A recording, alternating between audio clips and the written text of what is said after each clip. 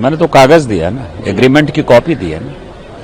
Agreement की copy ये कहती है कि श्रीलंका को पूरा का पूरा जो समुद्री क्षेत्र है जहां की भारत का अधिकार होता था, इवन आपको पता हो कोई कच्ची बात तो उसका भी डेट मैं बताऊंगा, 26 जून को वो एग्रीमेंट किया था, इसलिए 26 जून वो डेट है।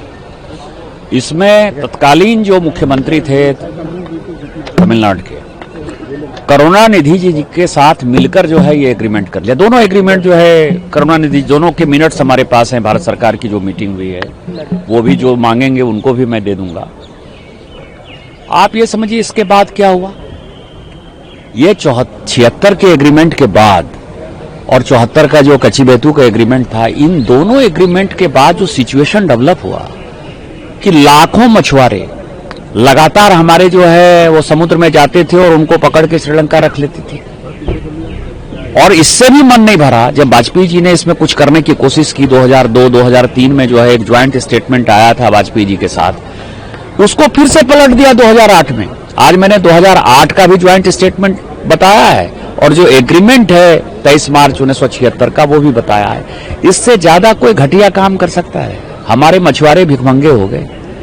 तमिलनाडु में ये डीएमके जो राजनीति कर रही है कांग्रेस के साथ, उसको जनता को जवाब देना पड़ेगा ना अभी चुनाव के समय। नहीं, आपने यह भी कहा है कि देखिए ये जो सिलसिला है नेहरू जी से शुरू होता है, इंदिरा गांधी जी, और उसके बाद ये सिलसिला चलते रहता है। नेहरू जी का मैंने जिक्र इसीलिए किया कि लोग कहेंगे कच्ची बातू द्वीप आपको पता है कि दान दे दिया, उसमें मैंने लिखा है वो नेहरू जी के समय शुरू हुआ।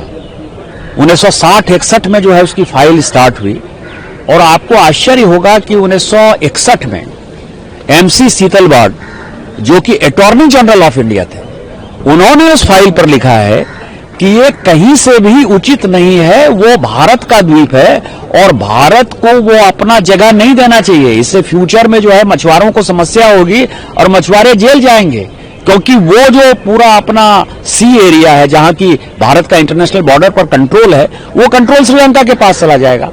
उन्होंने अटॉर्नी जनरल की बात को 1961-62 में लिखा सीतलवाड़ ने।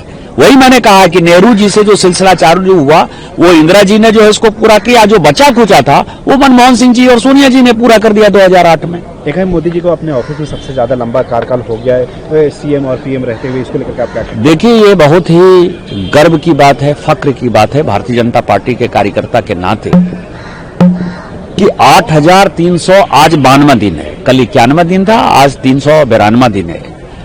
एक व्यक्ति जो छोटे से घर परिवार से आया, जिनके परिवार के लोग जो है चाय बेचते थे, ये खुद भी अपने पिताजी को जो है चाय बेचने में सहयोग करते थे वडनगर रेलवे स्टेशन से, वहां से उठकर कोई व्यक्ति आया और उसने गुजरात मॉडल के बाद देश को जो है एक राष्ट्रीय विजन दिया, विकसित भारत 2047 का मंत्र दिया और लगातार जनता की सेवा में, और जनता का विश्वास 8392 दिन से लगातार उनके पास है और जनता का विश्वास बढ़ रहा है। इससे बड़ा गौरवान्वित करने वाला कोई पल जो है भारत के प्रजातांत्रिक इतिहास में, लोकतंत्र के इतिहास में नहीं हो सकता। एक आखिरी सवाल, ममता बनर्जी कह रही है कि बंगाल तो हम जीतेंगे ही, लेकिन अब हम दिल्ली में ममता बनर्जी की बात मैं बंगाल जाके करूंगा। मैं बंगाल जाऊंगा, पार्टी ने मुझे ड्यूटी लगाई है, मैं बंगाल जाके